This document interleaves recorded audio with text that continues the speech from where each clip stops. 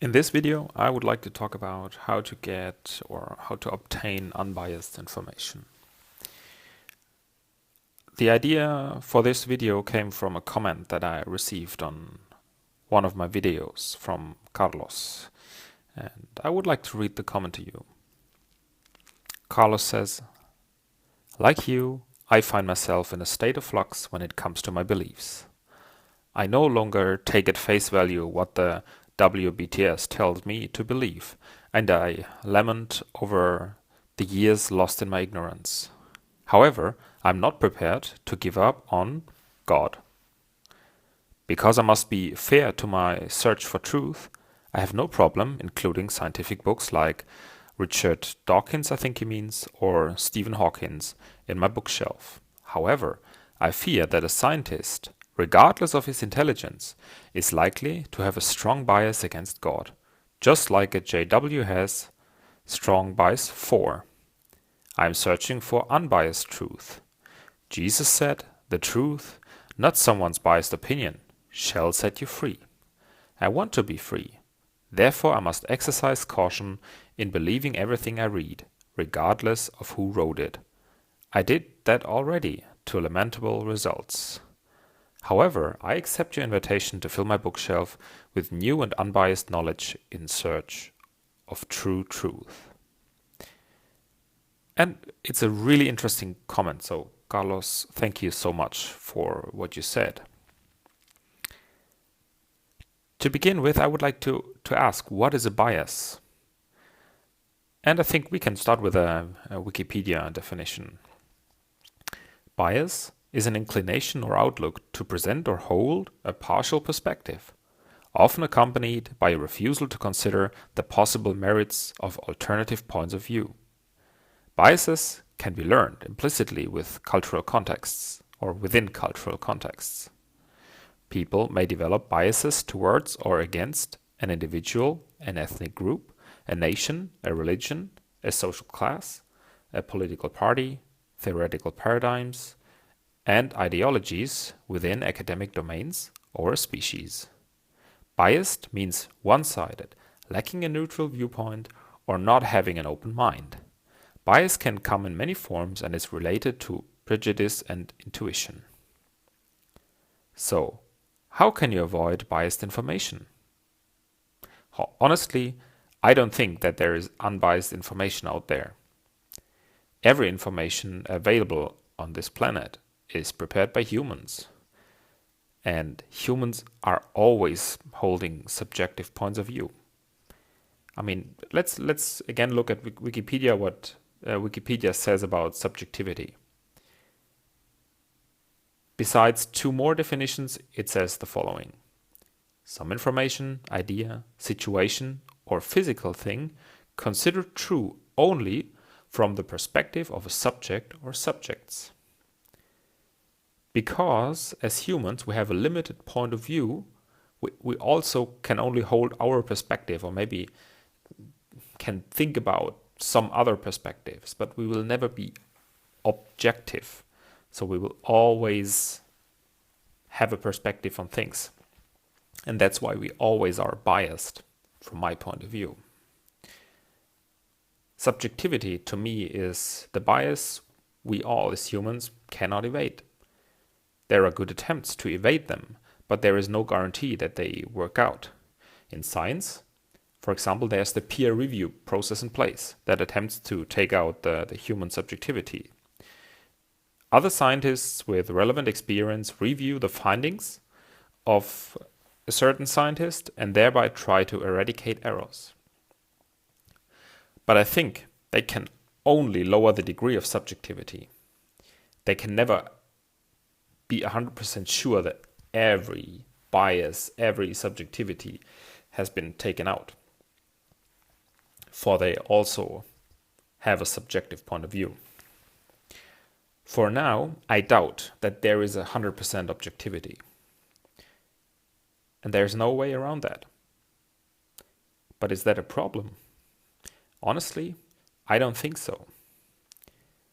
You yourself have to take the decision how you want to live your life, how low the degree of subjectivity is supposed to be in your life. Personally, I decide that depending on the topic. For example, I am biased towards Apple products. I really enjoy using them. They serve me well. Will I always have the very best product available on the market while still holding this bias? Yes, I will. Now you may wonder how that can be my answer. I mean, did I turn mad? No, it's really simple. Who decides what is the best product on the market? I do. For me personally, I decide. It is my choice. And if I choose to use an Apple product, this is relevant just to me. If I don't force you or if I don't force someone to use that, this is the best product for me on the market because I decide. And the same would apply to cars and any other product. And these biases usually are not harmful and not really problematic. But there are other areas in my life where I currently fight as hard as I can against biases. Because, I mean, we read in the Wikipedia definition that biases can be learned implicitly. And I think I learned a huge amount of biases. And I try to get rid of them. And I'm talking about my worldview regarding beliefs and morals and all related topics. How can you strive for a low degree of biases? Honestly, I think we as humans can try to apply the peer review process in the things we think about. And how? I mean, we cannot always ask scientists, but what we can do is we can avoid listening to just the opinion of an individual. For example, the style of writing and the mode of argumentation that Richard Dawkins applies is one that I really enjoy, and I tend to follow his lines of reasoning. If I would now start to only read his books and just take over his opinions, I would put myself into a pretty unhealthy dependency on this man and would allow myself to be heavily, heavily biased. And that's the very reason I try to listen to others. I read books from different authors. I listen to debates from other people. I compare their arguments. Think about different points of view. All those things that we were taught by the Watchtower Bible and Tract Society not to do. And that is my way of reducing biases. It is difficult, especially when you are a former Jehovah's Witness. You were trained to believe everything you read in the literature or heard in talks. This is something you have to change. So consciously think about what you read and hear and think for yourself if it makes sense. Carlos, in his comment, said that he fears to take over biases from intelligent people. And rightly so. That's an excellent point. But from my point of view, Carlos, in your comment, you have already shown a bias. And I hope you don't mind if I point this out here. In case you do mind, I will edit this video and re-upload it, no problem. But please, I really want to emphasize this point. What I say is not to decide on or to state that you are wrong, because this is neither my responsibility nor my right to do. I just tell you my opinion. I want to discuss, and my opinion is subjective, always, as yours is. So, your quote, you quote Jesus saying that the truth shall set you free. And my thought on this is that before I personally will admit the words of Jesus as recorded in the Bible to impact my life to any degree, especially any degree greater than any other opinion, I have to find out if the Bible is what it claims to be. Therefore, I cannot start with a preconception of the Bible being God's word. This is a bias. In one of my first, maybe I think it was the very first video, I said that I wanted to start from scratch. Therefore, I try to get rid of any preconception that I can identify. And you won't be able to identify them all. At least I won't. And I try to get rid of all those that are meaningful to be eradicated without falling into the trap of nihilism, which again is just a trap by my opinion.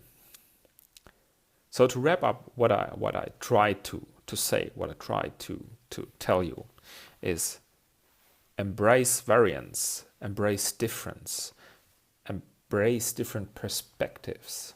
First and foremost, if you hear opinions that are in contradiction to the ones you hold right now, listen carefully. Think about them. Think carefully.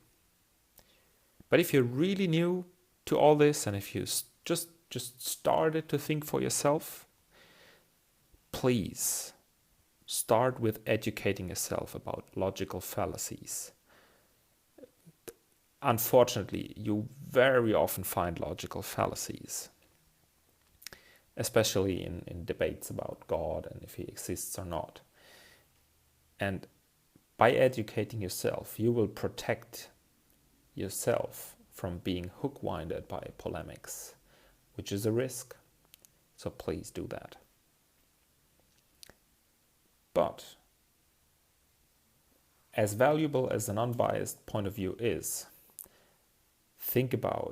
carefully think about where you want to invest such efforts. I don't think that it is necessary and value-adding in all areas of life. Think about my Apple example. But it is very essential in some areas. And remember, you won't reach absolute objectivity. I mean, if you should ever need absolute objectivity, just consult me. Okay, I'm just kidding. That's it for now. Thank you for listening, and till next time.